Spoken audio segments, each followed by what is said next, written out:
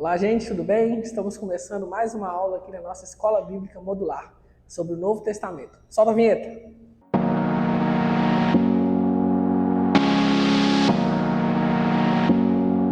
Então, gente, hoje a gente vai falar sobre cartas, né?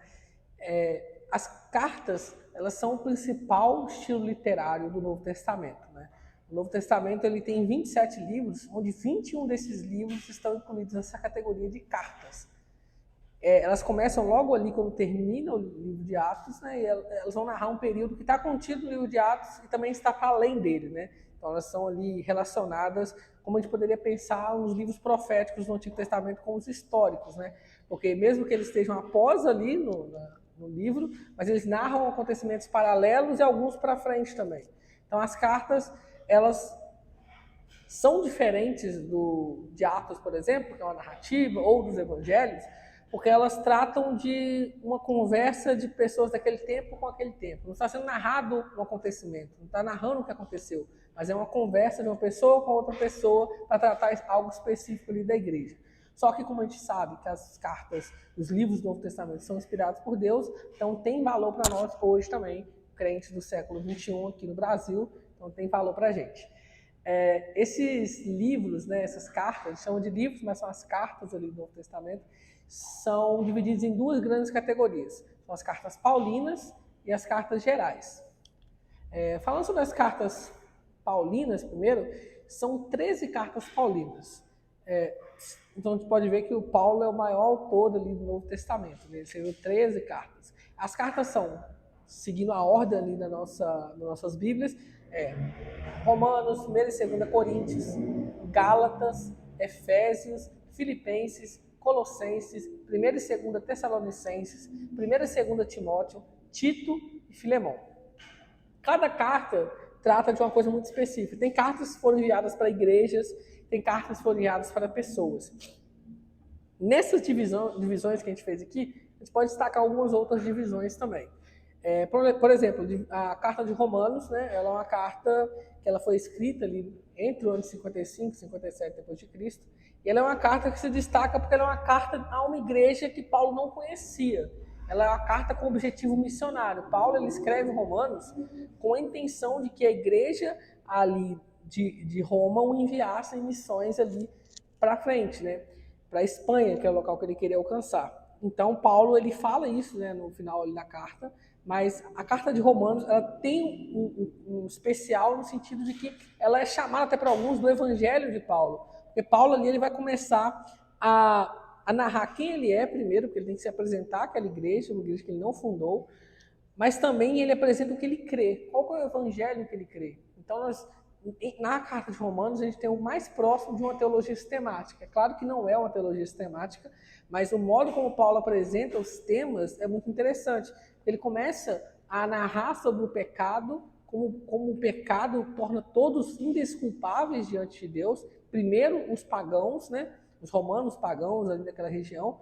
Depois ele fala também sobre aqueles moralistas. No capítulo 2 ele também fala sobre aqueles judeus. Então, mesmo judeus que têm a lei, eles também estavam debaixo da condenação do pecado, porque não há um justo nenhum sequer, não há quem entenda. Então, isso aí chega em Romanos 3, ele começa a colocar toda a humanidade debaixo dessa condenação.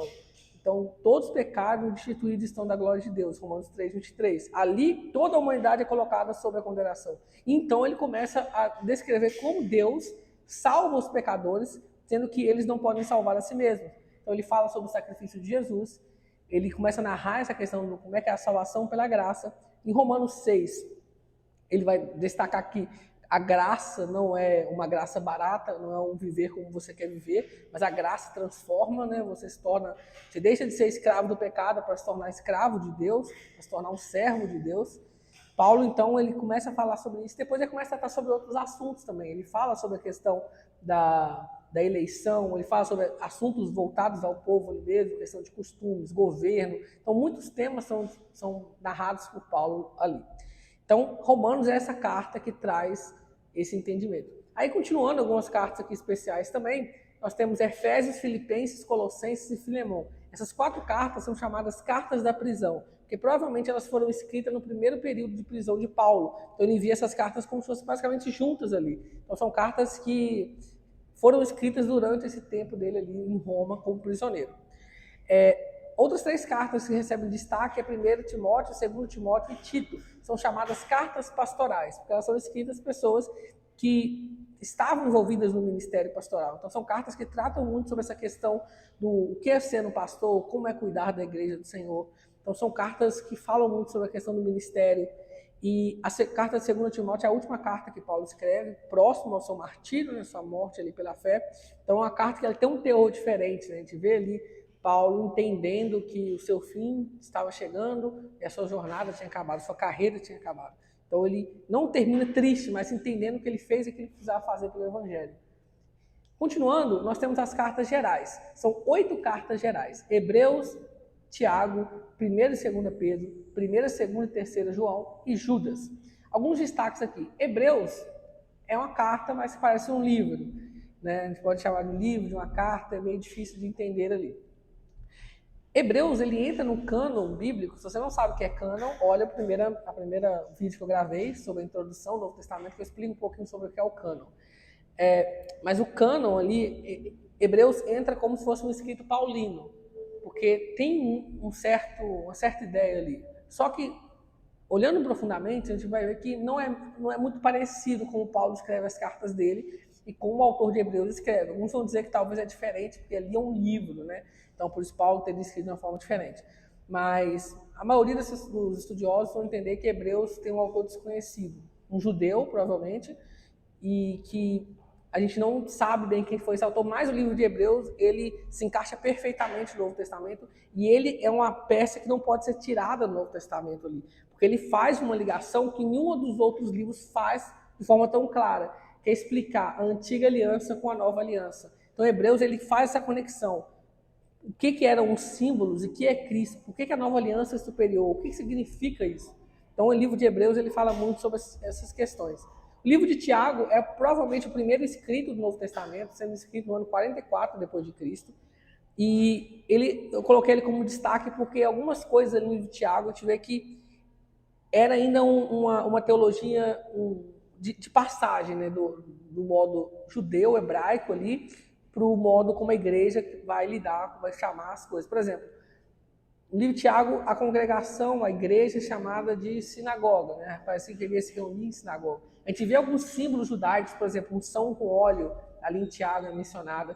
Então, essa ideia de que ali ainda a igreja ainda estava se entendendo algumas coisas. Mas o livro de Tiago é um livro muito importante. Ele fala muito sobre a questão da fé, que a fé ela não pode ser uma fé intelectual, mas tem que ser uma fé que age. Não tem como ser uma fé, não existe espaço para uma fé hipócrita dentro da religião cristã. A fé que crê é a fé que faz também. Então, Tiago é uma carta muito importante. Continuando, a gente tem as 1ª e 2ª Pedro, 1ª, 2ª e 3ª João, e temos a carta de Judas. A carta de Judas aqui, não estou entrando em todas as cartas, a gente não teria muito tempo aqui, a ideia é ser bem rápido, mas a carta de Judas não foi escrita pelo apóstolo Judas, né? Senão seria uma carta complicada ali no Testamento, mas ela provavelmente foi escrita pelo meio-irmão de Jesus, e ela é uma carta que nos incentiva a batalhar pela fé. Ela só tem um capítulo, é uma carta bem pequena, mas é uma carta que nos chama a batalhar pela fé. Então ela é uma carta muito importante no Novo Testamento. Falando sobre a teologia das cartas, 3 destaques rápidos. As cartas trazem instrução para a igreja, como viver. Elas falam sobre combater o falso ensino e elas falam sobre missões. Essas cartas eram um tipo de ferramenta que era usada naquele tempo, era a ferramenta que já existia, as pessoas enviavam cartas, e a igreja pegou essa ideia para poder pastorear, os pastores, os líderes, né, pastorear locais muito distantes. Não era fácil os apóstolos irem a todas as igrejas que eles estavam em comunicação, orando por elas. Eles não podiam estar indo e voltando o tempo todo. Era complicado viajar. As cartas supriam essa dificuldade. Hoje a gente tem internet, hoje a gente tem redes sociais. Então, todas as ferramentas que nós temos hoje, nós temos que ter o mesmo sentimento que a igreja teve no primeiro século, de usar essas ferramentas para poder auxiliar tanto no cuidado, tanto na defesa da fé e da igreja. Então, aqui a gente conclui hoje a nossa mensagem sobre as cartas, entendendo que o próprio estilo de cartas já nos traz a ideia de como que havia um amor e um cuidado dos líderes da igreja pela igreja. Até na próxima semana. Fique com Deus. Estamos chegando ao fim de mais um vídeo. Gostaria de agradecer a você que chegou até aqui. Que o Senhor possa continuar te abençoando, te dando discernimento, vontade de estudar. Quero que você possa continuar se aprofundando na palavra do Senhor, lendo a lição, lendo os textos bíblicos. Se você ainda não é inscrito no nosso canal, se inscreva aqui, curta o vídeo, compartilhe com alguém e que a gente possa estar novamente se reunindo no próximo vídeo. Nos siga também nas nossas redes sociais e até!